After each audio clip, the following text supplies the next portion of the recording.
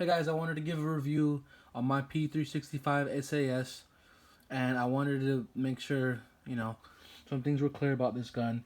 I see that there's a lot of hate on it, and I see different reviews, and I see the reviews are by people who live their life a different way. So I'm kind of hoping that this review uh, gives people more of an open mind, especially people who don't live like that. People who just take walks, take their kids to the park, they go to work, they go to college, all like myself.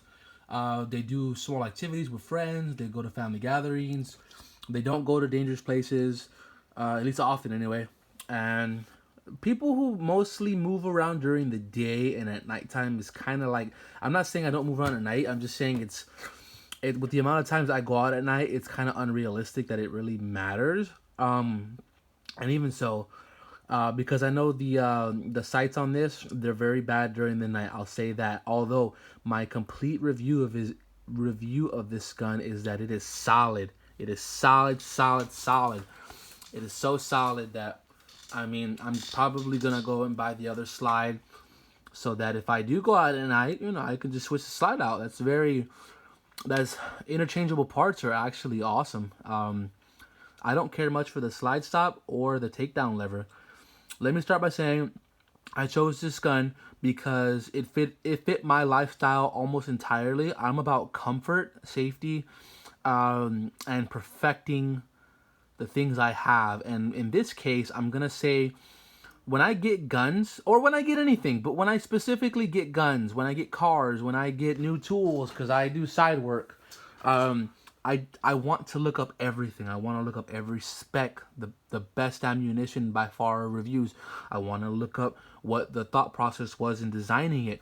For example, I'm impressed with this gun because SIG released a statement where they built this entire gun around the magazine. That's how it was able to hold 10 rounds. And they did so better than Springfield Armory. And I used to have a Springfield Armory Hellcat.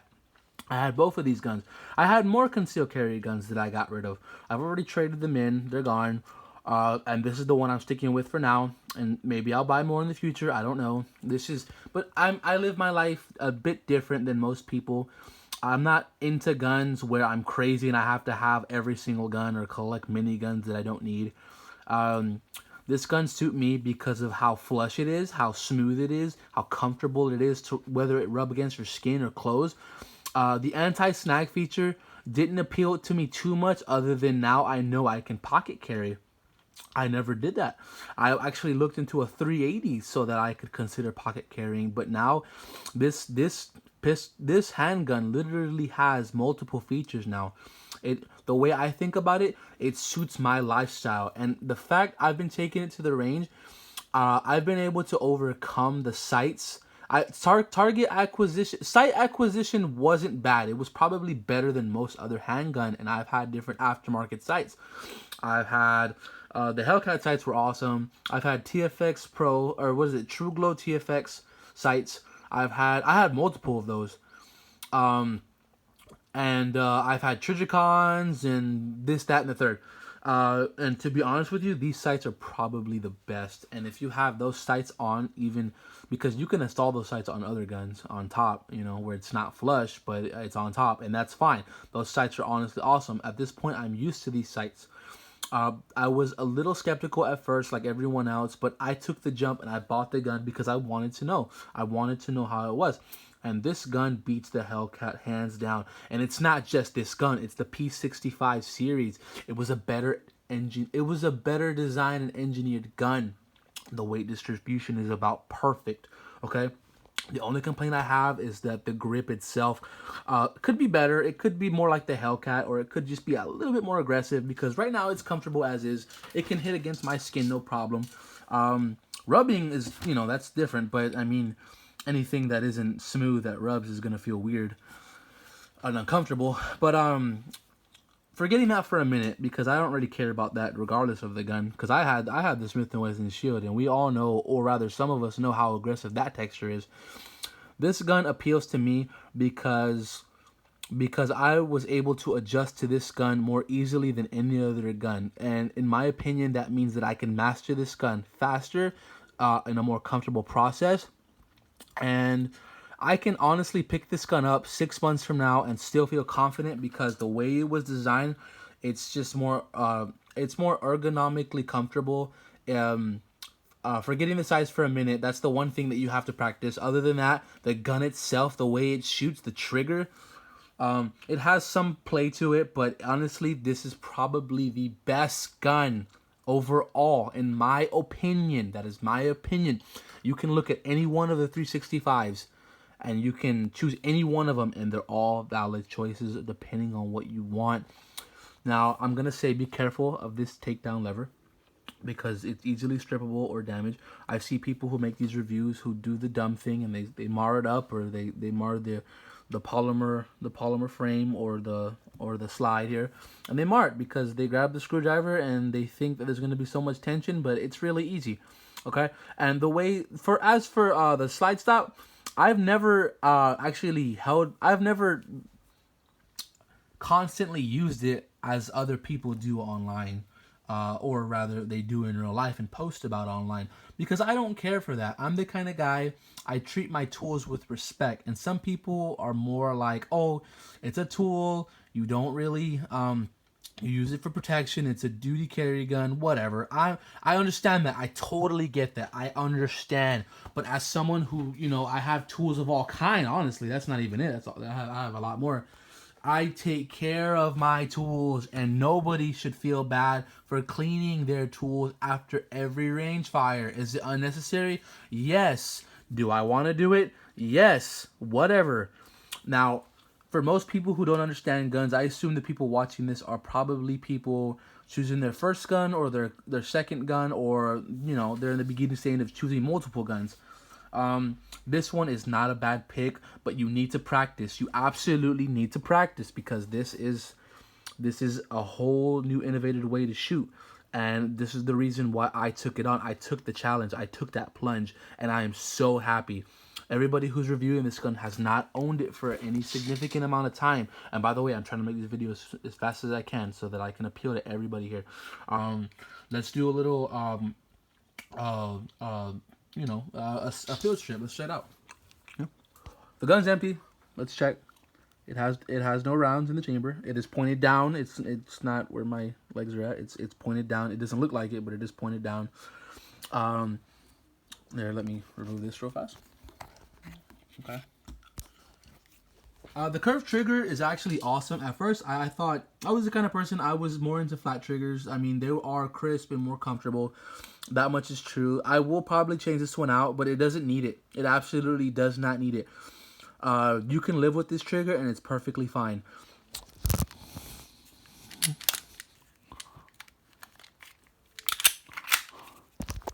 That's how I take down most everything anyway. Here, let's look at it. See how much take-up it has? It has significant take-up, and that's perfectly fine. Okay? Don't worry about that. You will get used to it. It is fine. Or you can buy the aftermarket triggers with adjustability, like from Armory Craft or from Gray Guns. I mean, they make adjustable triggers that will be here. They will position themselves here so that there is no take-up, and they'll be crisp. That's fine. That's what you want to go with. That's fine. I'm going to keep the trigger. I'm actually switching to the SIG OEM trigger because it's going to be the same thing except flat, and I'm fine with that. I'm okay with either one if I couldn't get that one, but I'm glad I can go with an OEM replacement for any kind of warranty purposes. I will be installing that myself. Hopefully I can get a video on that. Okay, let's look. There's this much take-up. See, it's not, it sucks. Don't get me wrong. That did suck. When I first got it, that did steer me away from it. But then, it's so easy. It has about a 4.5 weight to 5 pound weight trigger pull, and it's not crisp, but it's so, there's another word where it's equal to crisp, but it's not crisp. It's so it's smooth. It's predictable. Okay, you'll shoot it one time. You do it one time, you'll always be able to predict it. It's easier than any flat face trigger that I've ever had, and I've installed Apex triggers or whatever, or had other guns that had flat face trigger stock, and this one is definitely one of the better ones. And once I put that flat face trigger on it, I can't wait to feel it. As is, it's already top tier, This gun was engineered absolutely perfect. It fits in my hand. I've had other guns that done that, and it's not the most ergonomic in the entire setup of pistols, but it is so ergonomic that it fits like the requirement where it needs to be for my comfort. Okay, if you look around, it has a compensated barrel. They say that these are to reduce muzzle flip by up to 30%. It does. I did shoot the original P365, but to be honest with you, I would ignore it. Whether this gun had it or not, I could care less. Because the difference is very slight. If you have to shoot both to really notice it, and I didn't shoot them side by side, but I did shoot both of them, and I noticed that this one was in fact it was better. It produced less muzzle flip, and it wasn't significant at all. So that's why I really don't care. If it was that significant, I would say I would praise it to the sky, but I don't. I really don't. I already showed you this. Let's look at the mag. This is a flush mag. It comes with an extended mag, but I'm going to show you the flush because that's my style. I go as flush as I can, as small as I can.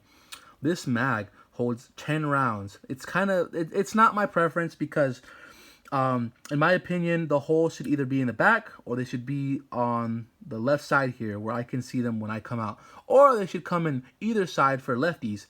But I don't like how it's just 5 and 10. I personally like how it says from 1 to 10 or 1 to 7 or whatever kind of mag. That's fine. I can live with the 5 and 10. I just wish it was on this side. But that's just nitpicky. The mag's fine. It's very tight. When you load it, you can load all 10 rounds. They're very tight. So if you have weak hands, practice.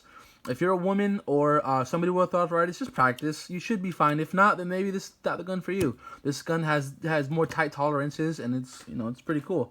So let's go ahead and field strip.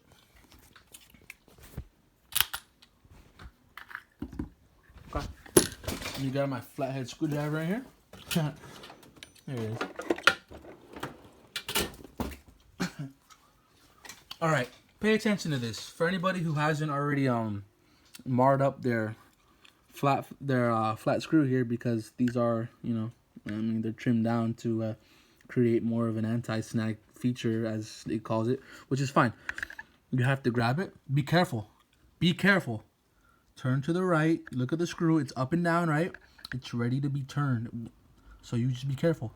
I'm going to use one hand. Usually you use two, but I'm doing one so I can show. Oh my god. Okay. Let me see. I'll try to hold it. See if I can get this on camera.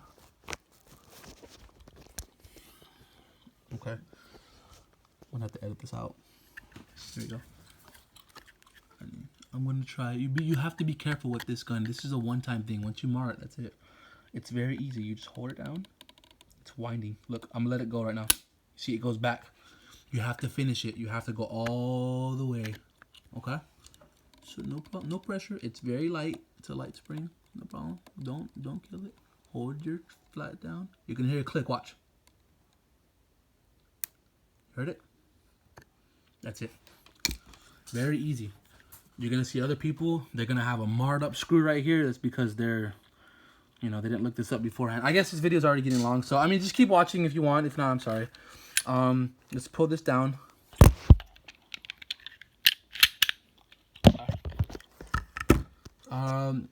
I wish I had another person, but I don't. I'm just trying to get more information out there on this gun. I've been trying. This is my 40th attempt, or my 30th attempt on a video, and here we are. Let me remove it. It uses a dual captive recoil spring. I love these. These last a long time. I mean, you can't go wrong. I'm not gonna try to put it on my Delmar here. Put that over here. The barrel. It's just a conventional barrel. I mean, it's nothing special. It has the ported barrel in there. So I hope you see that. Conventional rifling. See it? Very nice, very clean. I cleaned it out before this video so that it'd be good. There's the slide. Very nice, very nice. Like I said, these slides are interchangeable. You can put the original P365 slide on this, or vice versa. If you get the original P365 and you prefer the takedown lever and the slide release to be have a lever, then there you go. You can just put this slide on the P365.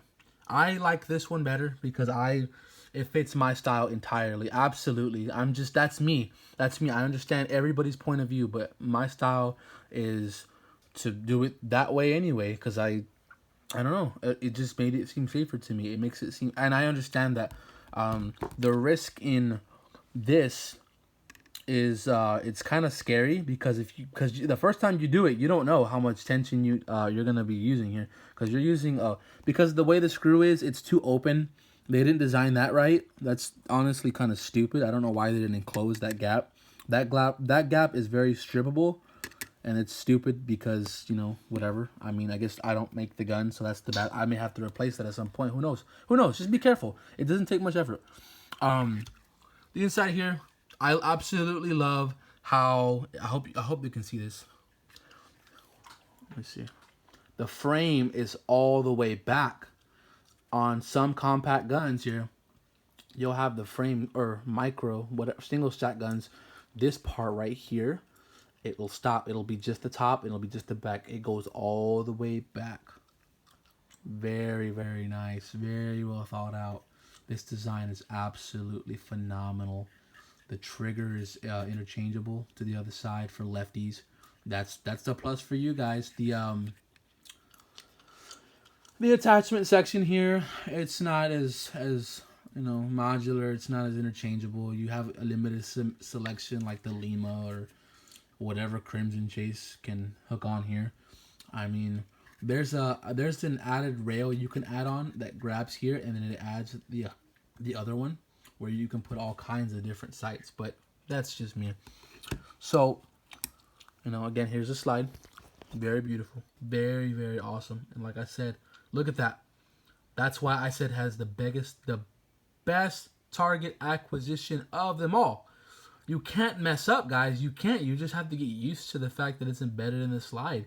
You have to now train your eyes to you know, look in a more receded direction going down. And once you get used to it, you're golden, buddy. You're absolutely golden.